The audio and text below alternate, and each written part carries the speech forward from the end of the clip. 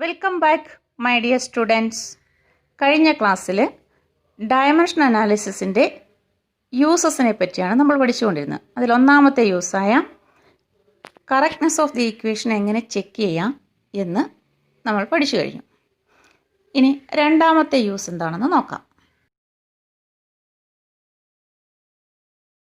To derive the correct relationship between different physical quantities involved in a phenomenon. അതാണ് അതിൻ്റെ രണ്ടാമത്തെ use എന്ന് പറയുന്നത്. എന്നിട്ട് നമുക്കൊരു ചോദ്യം നോക്കാം. Derive an expression for the time period of A simple pendulum. ഒരു സിമ്പിൾ പെൻഡുലത്തിൻ്റെ ടൈം പീരീഡിനുള്ള ഒരു ഇക്വേഷൻ ഡിറൈവ് ചെയ്യുക. അതിനുള്ള കണ്ടീഷൻസ് താഴെ തന്നിട്ടുണ്ട്. The period T of A pendulum depends upon. ആ പീരീഡ് എന്തൊക്കെ കാര്യങ്ങളെ ആശ്രയിച്ചിരിക്കുന്നു എന്ന്. First one is mass of the Bob M. Second, length of the string L. Third, acceleration due to gravity G. Fourth, angle of the swing theta. ഇത്രയും കാര്യങ്ങളെയാണ് ഈ പെൻഡുലത്തിൻ്റെ period depend ചെയ്തതായിട്ട് പറഞ്ഞിരിക്കുന്നത്. ഏതൊക്കെയാണ്? Mass, length, acceleration to gravity, theta. അപ്പോൾ ഇത്രയും കാര്യങ്ങളെ depend ചെയ്തിരിക്കുന്നു എങ്കിൽ പീരീഡ് ഓഫ് ഓസിലേഷൻ, സിമ്പിൾ പെൻഡുലത്തിൻ്റെ പീരീഡിന്, ടൈം പീരീഡിന് ഇക്വേഷൻ കണ്ടെത്തുക. ടൈം പീരീഡ് എന്ന് പറയുന്നത് എന്തിനെയൊക്കെ ഡിപ്പെൻഡ് ചെയ്തിരിക്കുന്നു എന്നാണ് പറഞ്ഞിരിക്കുന്നത്? Mass of the bob, length of the pendulum, acceleration due to gravity and angle of the swing theta. M, L, G, theta. ഇത്രയും കാര്യങ്ങളെ ഡിപ്പെൻഡ് ചെയ്തിരിക്കുന്നു എന്ന് പറയുന്നു. അപ്പോൾ നമ്മൾ ഇത് ചെയ്യേണ്ടുന്ന ജനറൽ മെത്തേഡ് ഞാൻ പറയുകയാണ്. ഏത് ക്വാണ്ടിറ്റിയുടെ റിലേഷനാണ് കണ്ടുപിടിക്കേണ്ടുന്നത്, ആ ക്വാണ്ടിറ്റി ഈസ് ഇതിനെ ഡിപ്പെൻഡ് ചെയ്തിരിക്കുന്നു എന്നുള്ളതിന് നമ്മൾ ഡയറക്റ്റ്ലി പ്രൊപ്പോർഷണൽ ആണെന്ന് ആദ്യം അസ്യൂം ചെയ്യുക. അപ്പോൾ T is directly proportional to തന്നിരിക്കുന്ന ക്വാണ്ടിറ്റികൾ ഏതൊക്കെയാണോ അവയെ raise to A, raise to B, raise to C, raise to D എന്ന ഫോമിൽ എഴുതണം. അപ്പോൾ ഫസ്റ്റ് ഇവിടെ തന്നിരിക്കുന്നത് മാസ് ആണ്. M raise to A into L raise to B. Third is G ആണ്. G raise to C. Fourth is theta raise to D. ഇങ്ങനെ it is directly proportional to M raise to A, L raise to B, G raise to C, theta raise to D എന്ന ഫോമിൽ എഴുതുക. ഇങ്ങനെയാണ് തന്നിരിക്കുന്ന ഏത് ക്വാണ്ടിറ്റിയാണോ കണ്ടുപിടിക്കേണ്ടത്, it depends on first quantity raise to A, second quantity raise to B, third quantity raise to C, fourth quantity raise to D എന്ന ഫോമിൽ എഴുതണം. അത് കഴിഞ്ഞിട്ട് ഈ പ്രൊപ്പോർഷണാലിറ്റി സൈൻ അങ്ങ് മാറ്റണം. അപ്പോൾ ടി ഈസ് ഈക്വൽ ടു എന്നാക്കണം. അപ്പോൾ എന്ത് ചെയ്യണം? ഒരു കോൺസ്റ്റന്റ് കൊണ്ട് മൾട്ടിപ്ലൈ ചെയ്യേണ്ടി വരും. ആ കോൺസ്റ്റന്റ് കെ ആണ്. കെ ഇൻറ്റു ബാക്കി അതുപോലെ എഴുതുക. M raise to A, L raise to B, G raise to C, theta raise to D. ഇതിനെ ഇക്വേഷൻ 1 എന്ന് മാർക്ക് ചെയ്യുന്നു. ഇനി അടുത്ത സ്റ്റെപ്പ് എന്ന് പറയുന്നത് ഈ ഓരോ ഫിസിക്കൽ ക്വാണ്ടിറ്റിയുടെയും ഡയമെൻഷൻസ് എഴുതുക എന്നുള്ളതാണ്. കണ്ടുപിടിക്കുക ആദ്യം. അപ്പോൾ നമുക്ക് നോക്കാം. ഫസ്റ്റ് ഫിസിക്കൽ ക്വാണ്ടിറ്റിയുടെ ഡയമെൻഷൻ ടി ആണ്, ടൈമാണ്. ടൈമിൻ്റെ ഡയമെൻഷൻ എന്താണ്? ക്യാപിറ്റൽ ടി അല്ലേ. ഇനിയും കെ എന്ന് പറയുന്നത് ഇവിടുത്തെ പ്രൊപ്പോർഷണാലിറ്റി കോൺസ്റ്റന്റ് ആണ്. പ്രൊപ്പോർഷണാലിറ്റി കോൺസ്റ്റന്റ് ആണ്, ഇതുകൊണ്ട് ഇത് കോൺസ്റ്റന്റ് ആണ്, അതിന് ഡയമെൻഷൻ ഇല്ല, അതുകൊണ്ട് 1 എന്ന് എഴുതുന്നു. അടുത്തത് മാസ് ആണ്. അടുത്ത ടൈം മാസിൻ്റെ ഡയമെൻഷൻ എന്താണ്? നമ്മൾ പഠിച്ചല്ലോ, capital M. Next is length ആണ്. ലെങ്തിൻ്റെ ഡയമെൻഷൻ എന്താണ്? ക്യാപിറ്റൽ എൽ ആണ്. അടുത്തത് ആക്സിലറേഷൻ ഡ്യൂ ടു ഗ്രാവിറ്റി ആണ്. അതിൻ്റെ ഡയമെൻഷനോ, ആക്സിലറേഷൻ്റെ dimension L T raise to -2. അടുത്തത് തീറ്റ. തീറ്റയുടെ ഡയമെൻഷൻ എന്തായിട്ട് വരും? ആംഗിളാണ്. ആംഗിളിൻ്റെ ഡയമെൻഷൻ ഇല്ല, അതിനും 1 എന്ന് എടുക്കുന്നു. ഇനി അടുത്ത സ്റ്റെപ്പ് എന്ന് പറയുന്നത് ഈ കിട്ടിയ ഡയമെൻഷനുകളെല്ലാം ഈ ഇക്വേഷനിൽ സബ്സ്റ്റിറ്റ്യൂട്ട് ചെയ്യുന്നു. അപ്പോൾ ഈ ഫസ്റ്റ് ഇക്വേഷനെ ഡയമെൻഷൻ കൊടുത്ത് എഴുതുന്നു. ഈ ഫിസിക്കൽ ക്വാണ്ടിറ്റിക്ക് പകരം ഡയമെൻഷൻ കൊടുത്ത് എഴുതുന്നു. അപ്പോൾ നമുക്ക് സബ്സ്റ്റിറ്റ്യൂട്ട് ചെയ്യാം. സബ്സ്റ്റിറ്റ്യൂട്ടിങ് ഇൻ ഇക്വേഷൻ 1 എന്ത് കിട്ടും? ടിക്ക് പകരം അതിൻ്റെ dimension capital T is equal to കെയ്ക്ക് പകരം 1 ഇൻറ്റു സ്മോൾ എമ്മിന് പകരം അതിൻ്റെ ഡയമെൻഷൻ, അതിന് പവർ എ ആണ്, പവർ കൊടുത്തു. ലെങ്തിന് പകരം അതിൻ്റെ ഡയമെൻഷൻ ക്യാപിറ്റൽ എൽ, അതിൻ്റെ വാല്യൂ ബി. അടുത്തത് ജിക്ക് പകരം ജിയുടെ ഡയമെൻഷൻ എന്ന് പറയുന്നത് LT⁻². G raise to C ആയതുകൊണ്ട് ഇത് മൊത്തത്തിൽ റേസ് ടു സി. അടുത്തത് തീറ്റയാണ്. തീറ്റയുടെ ഡയമെൻഷൻ 1/d. ഇനി നമുക്ക് അടുത്തതായിട്ട് ചെയ്യേണ്ടുന്നത് എന്താ? ഇതിനെ MLT ഫോമിലേക്ക് അങ്ങ് മാറ്റാം. പലയിടത്തും എല്ല് കിടപ്പുണ്ട്, അതുകൊണ്ട് എല്ലാത്തിനെയും കൂടെ ഒന്നിച്ചാക്കുന്നു. അപ്പം 1/d എന്ന് വെച്ചാൽ എന്ത് വരും? 1/d 1 × 1 × 1 × 1 എത്രയോ തവണ, എത്ര തവണ 1 ഗുണിച്ചാലും ഒന്ന് തന്നെയല്ലേ വരൂ. 1/d is 1. അപ്പം ഇടതുവശത്ത് t മാത്രമേ ഉള്ളൂ. അപ്പം ഇടതുവശവും MLT ഫോമിലാക്കുക, വലതുവശവും MLT ഫോമിലാക്കുക. അപ്പം ഇവിടെ m ഇല്ലാത്തത് കൊണ്ട് m⁻0, എല്ലും ഇല്ല, L⁻0, t ഉണ്ട്, tയുടെ പവർ 1 = 1 × എടുത്താൽ ആ ടൈം തന്നെ അങ്ങനെയല്ലേ വരുള്ളൂ. അപ്പോൾ ബാക്കി ഇവിടെ എമ്മിൻ്റെ പവർ എത്രയാ? m⁻a. വേറെ ഇല്ലല്ലോ. ഇവിടെ L⁻b ഉണ്ട്. ഇനി ഞാൻ ഇതിനെ അങ്ങ് എക്സ്പാൻഡ് ചെയ്യുന്നു. ഇതിനെ ab⁻m എന്ന് വെച്ചാൽ നമുക്കതിനെ a⁻m × b⁻m എന്ന് എഴുതാം. അപ്പോൾ ഈ ടേമിനെ എങ്ങനെ എഴുതാം? L⁻c t⁻−2c. L⁻c t⁻−2c 1/d is 1. അപ്പോൾ നോക്കുക, m⁻0, L⁻0, t⁻1 ആണ് LHS = RHS എന്ന് പറയുന്നതോ m⁻a. എല്ലിന് 2 ടേം ഉണ്ട്. അപ്പം L⁻b + c. a⁻m × a⁻n ഫോമിലാണ്. അപ്പോൾ a⁻m + n പകരം ഇവിടെ L⁻b + c. പിന്നെ t⁻−2c. അപ്പോൾ ഈ ഈക്വൽ സൈന് വാലിഡിറ്റി ഉണ്ടാകണമെങ്കിൽ ഇടതുവശത്തെയും വലതുവശത്തെയും ഉള്ള കാര്യങ്ങൾ സെയിം ആയിരിക്കണം. അതായത് principle of homogeneity of dimension പറയുന്നത് ഇടതുവശത്തെ ഡയമെൻഷനുകളും വലതുവശത്തെ ഡയമെൻഷനുകളും സെയിം ഈക്വൽ ആണെങ്കിൽ മാത്രമേ എന്തുണ്ടാവുള്ളൂ? ഈ ഇക്വേഷൻ കറക്റ്റ് ആവുകയുള്ളൂ. അങ്ങനെയാണെങ്കിൽ നമുക്ക് എന്ത് ചെയ്യാം? ഈ എമ്മിൻ്റെ പവറുകളെ തമ്മിൽ ഇക്വേറ്റ് ചെയ്യാം, എല്ലിൻ്റെ പവറുകളെ തമ്മിൽ ഇക്വേറ്റ് ചെയ്യാം, ടിയുടെ പവറുകളെ തമ്മിൽ ഇക്വേറ്റ് ചെയ്യാം. അതായത് ഇവ ഈക്വൽ ആയിരിക്കും എന്ന് വെച്ചാൽ എമ്മിൻ്റെ പവർ ഇവിടെ എ, ഇവിടെ 0. അപ്പോൾ നമുക്ക് എന്ത് എഴുതാം? a = 0. By equating the powers of m, l and t on both sides of the equation, we get a = 0. അടുത്തത് എല്ലിൻ്റെ പവറിനെ ഇക്വേറ്റ് ചെയ്യുമ്പോൾ എന്ത് വരും? b + c = 0.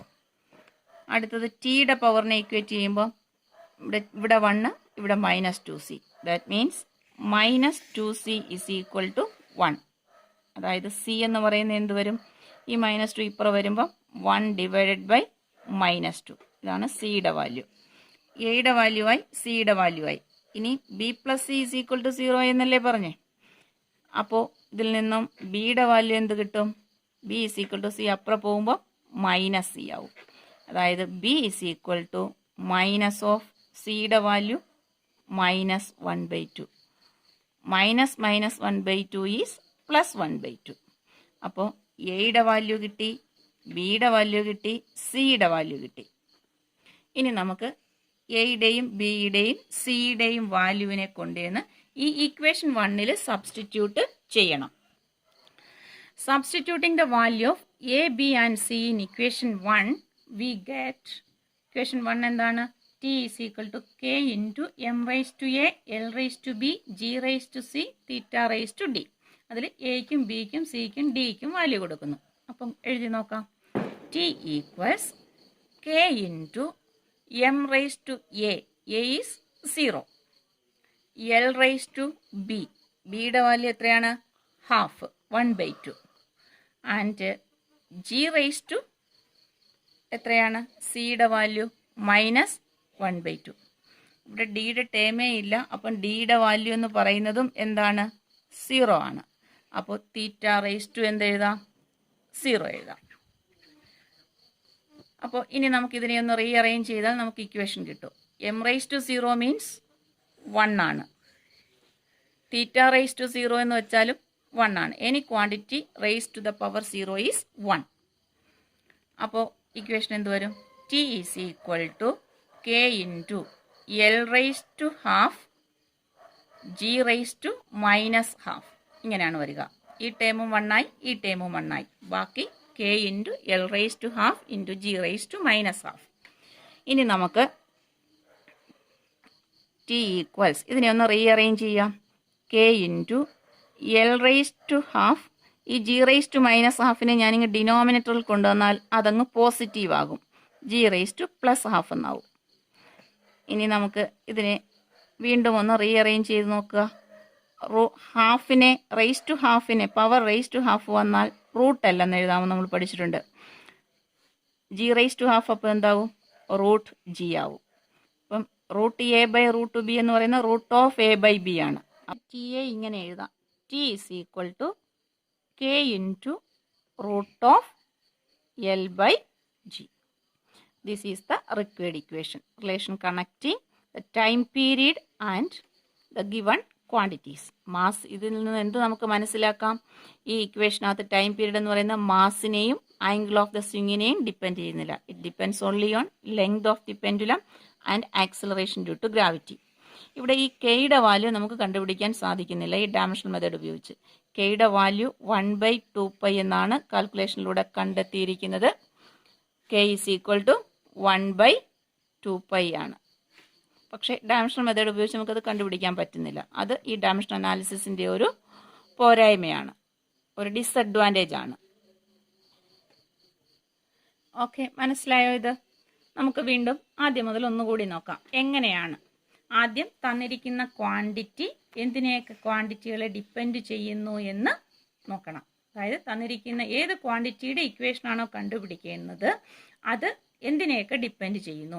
അത് ഡയറക്ട്ലി പ്രൊപ്പോർഷണലാണ്. ഓരോ ക്വാണ്ടിറ്റിയും raise to A B C D എന്ന രീതിയിൽ എഴുതുക.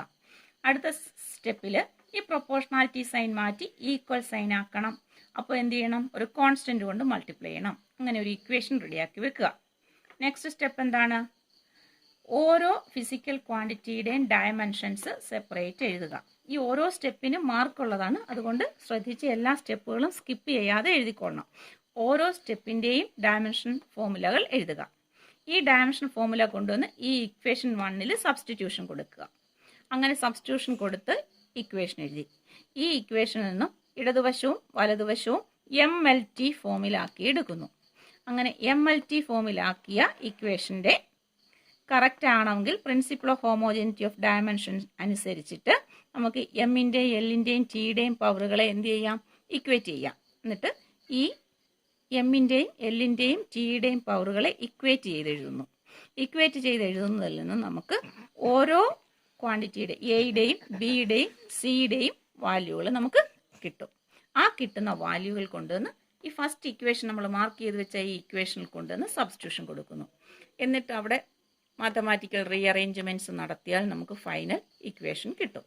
ഇതാണ് ഡയമെൻഷൻ അനാലിസിസ് ഉപയോഗിച്ച് നമുക്ക് ഒരു ഫിസിക്കൽ ക്വാണ്ടിറ്റി, ഒരു ഫിനോമിനൽ അടങ്ങിയിരിക്കുന്ന ക്വാണ്ടിറ്റികൾ തമ്മിലുള്ള റിലേഷൻ കണ്ടെത്തുന്ന മെത്തേഡ് എന്ന് പറയുന്നത്.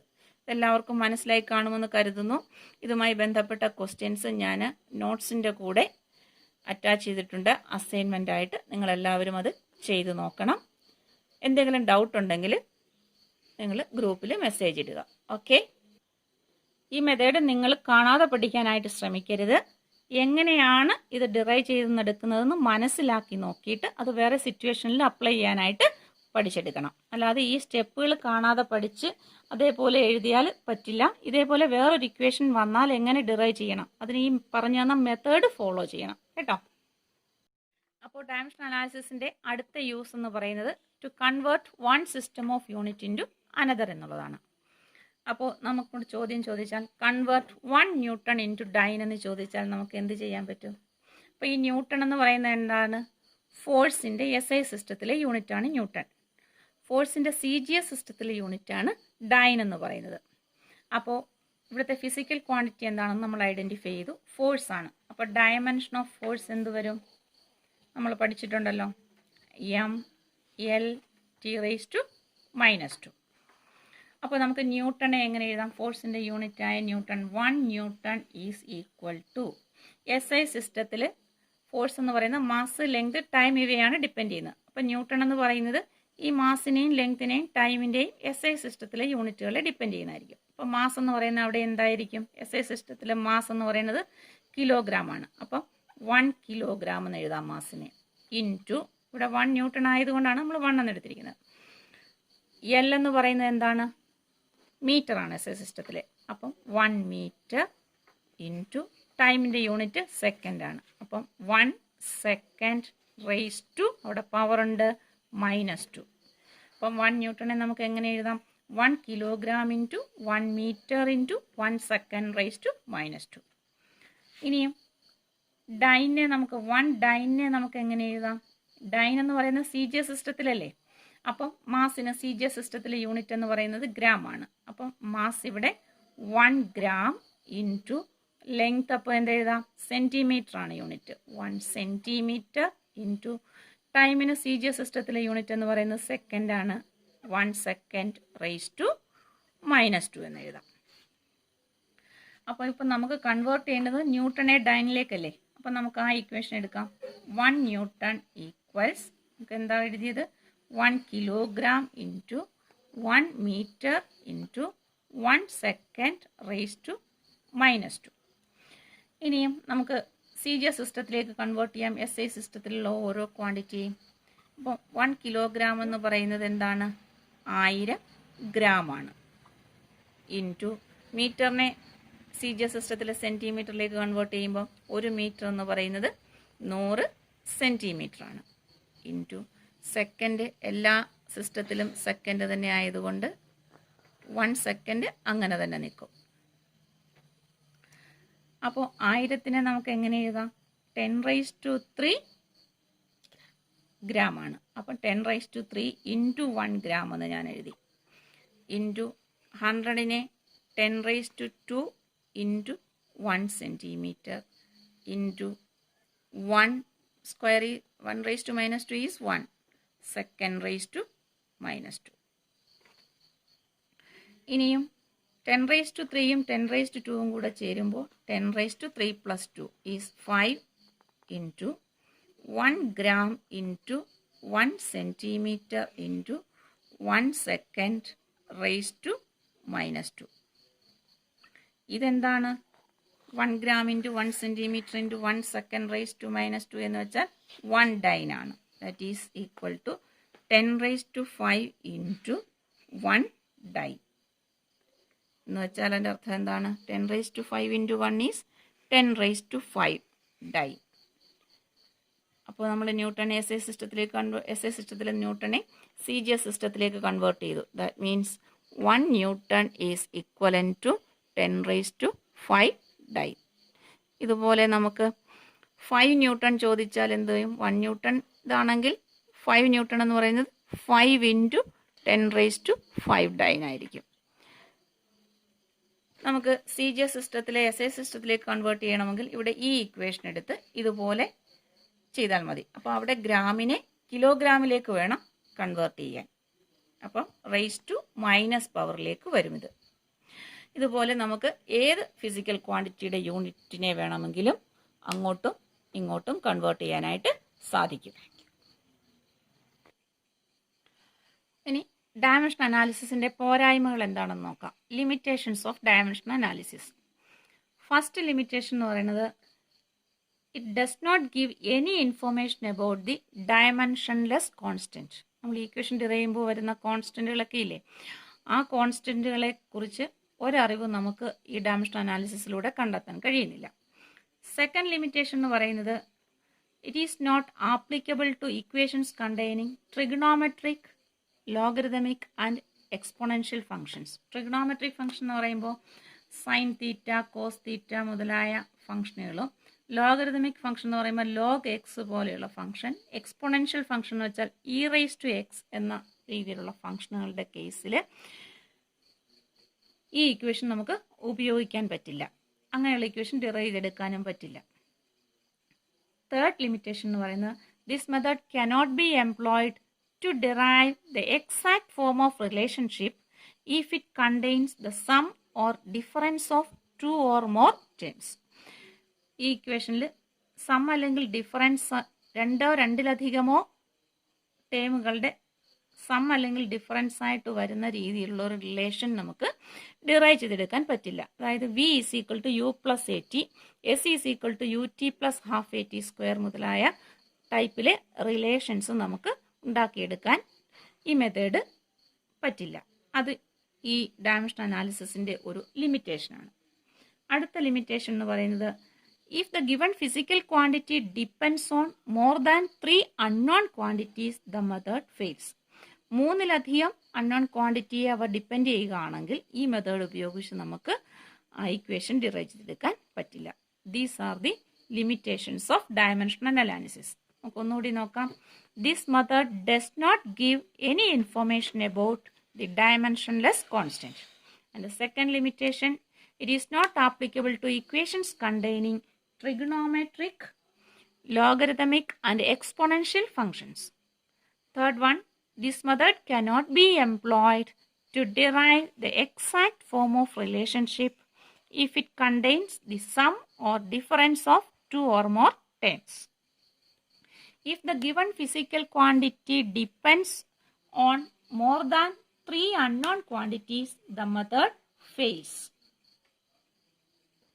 അപ്പോൾ ഡയമെൻഷൻ അനാലിസിസിൽ ഇത്രയും കാര്യങ്ങളാണുള്ളത്. മെത്തേഡ് ഓഫ് ഡയമെൻഷൻ ഉപയോഗിച്ച് എന്തെല്ലാം കാര്യങ്ങൾ നമ്മൾ ചെയ്യാമെന്നുള്ളത് പഠിച്ചു കഴിഞ്ഞു. ഇനിയിപ്പോൾ നിങ്ങൾ ഈ ഡയമെൻഷൻസ് അറിയാവുന്ന ഫിസിക്കൽ ക്വാണ്ടിറ്റികളുടെ എല്ലാം ഡയമെൻഷൻസ് കണ്ടെത്തി എഴുതുക. ഒപ്പം ഇതിനകത്ത് കൊടുത്തിരിക്കുന്ന നോട്ട്സിനകത്ത് കുറേയധികം ക്വസ്റ്റ്യൻസ് കൊടുത്തിട്ടുണ്ട്, അത് വർക്കൗട്ട് ചെയ്യണം. അതിനോടൊപ്പം തന്നെ ഒരേ ഡയമെൻഷൻസ്